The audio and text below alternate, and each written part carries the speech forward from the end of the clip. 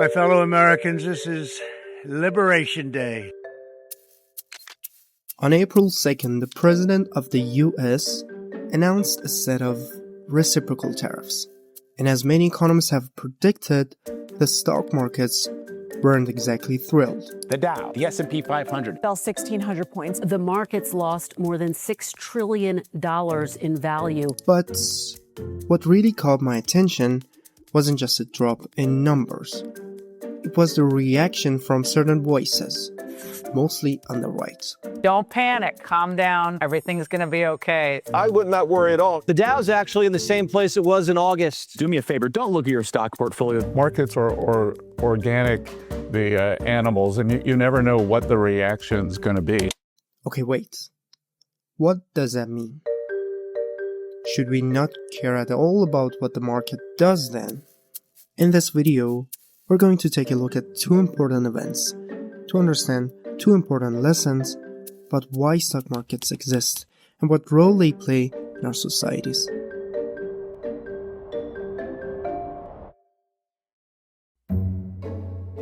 Our first story starts with, well, actually with none of these. We're going to quickly start here with spices. Back in the 15th century, spices were a big deal in Europe. Not just for flavor, but even for preserving food. Things like cinnamon, nutmeg, and pepper were treated like gold. And most of them came from Asia, through what was called the spice road. But then came the Ottomans, and suddenly the land route became a lot harder to pass through. So the Portuguese found another way, a sea way, that escaped the Ottoman middlemen altogether. Soon, the Portuguese and the Spanish dominated that route. But of course, other Europeans wanted in. The Dutch were one of them. They had 6 competing merchant companies trying to get into the spice trade. But there was a problem. Each company was only funding a single voyage, so there was no long-term view or any way to build ports and networks or any real presence in Asia. Also, since the journey was long and dangerous, it made sense for them to pool their investments together. So in 1602, the Dutch States General officially chartered the Dutch East India Company, or VOC. This was a turning point. It was history's first joint stock company for 2 reasons. First, everyone in the Dutch Republic could invest. It wasn't just for the elite or the rich. In Amsterdam alone, over 1,100 people bought shares, and the company ended up raising 6.45 million guilders, making it far bigger than its English counterpart. Secondly, the company wasn't set up for a single voyage anymore. Article 7 of the charter said investors could take their money out only after 10 years, but the company itself would last 21. But in 1612, when the company was supposed to pay its investors back, it didn't. Instead, the VOC got official permission to keep going. With all the revenue coming in from the trade and all the war, shutting things down now just didn't make any sense anymore. So the company continued. And for investors who wanted out, there was only one option: to sell their shares to someone else. So the world's first stock market emerged a few years after the first joint stock company. Around the same time, in 1609, another key piece of the puzzle came into place: the Amsterdam Exchange Bank. And this wasn't just a coincidence. A functioning stock market needed a stable monetary system. The bank provided that. It accepted VOC shares as collateral for loans, which meant you could borrow money using your investments. Eventually, banks even started lending money specifically to buy shares. So by the early 1600s, something powerful had taken shape: a triangle between the company, the stock market, and the bank. The company's success was absolutely crucial for this financial system to remain sustainable, and the VOC delivered. By the mid-1600s, it had established a firm monopoly over the spice trade and expanded into other high-demand products like textile. The company's stock price reflected that strength. It rose steadily from its original value of 100 to an impressive 786. And with all that growth came wealth and power. And that is the first big lesson we must take about stock markets. Throughout history, finance has been often painted as parasitic, a realm of moneylenders and gamblers feeding off the real economy. But this view overlooks a powerful truth that financial innovation has been as vital to human progress as any other technological breakthrough.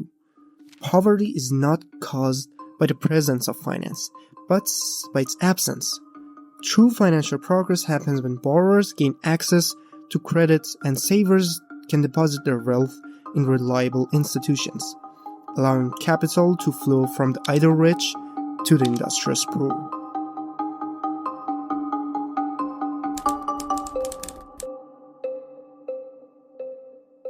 To the honour and memory of John Law of Edinburgh, most distinguished controller of the treasury of the kings of the French. This is the final resting place of the man who invented the stock market bubble. An ambitious Scot, a convicted murderer, a compulsive gambler, and a flawed financial genius, he not only caused the first true boom and bust in asset prices, he also indirectly caused the French Revolution.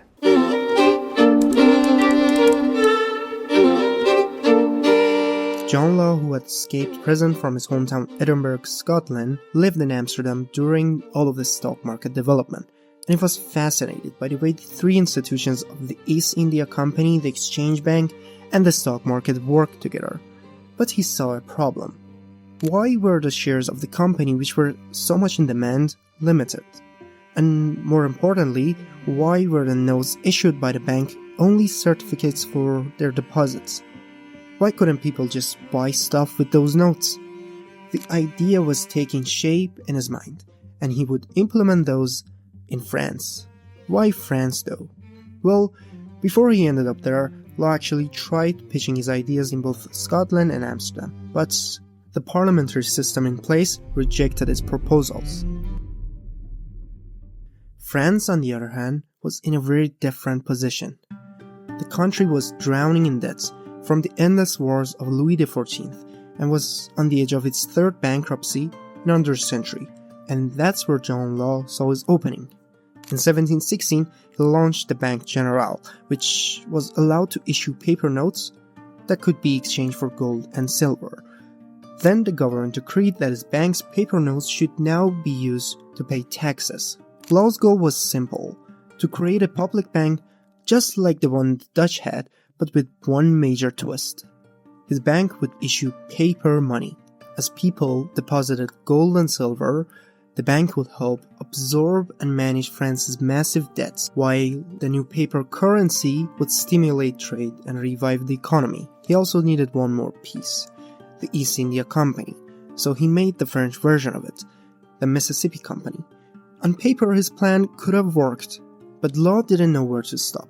And honestly, why would he?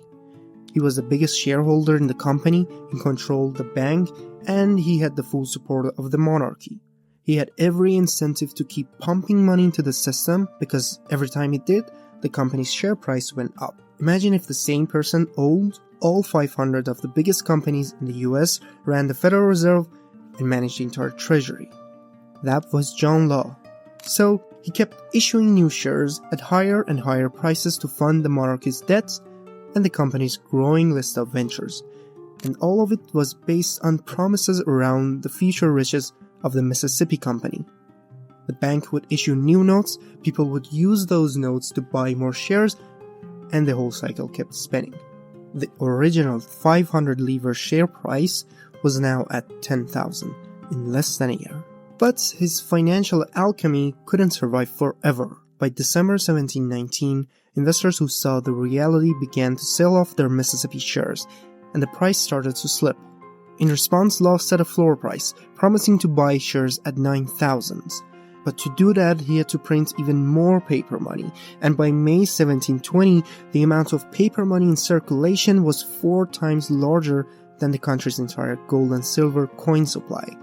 And people started to panic. They lost faith in the paper and rushed back to metal. In this situation, Law had no choice but to lift the floor price, and when he did, share prices fell from over 9,000 to 4,200 in just 2 weeks.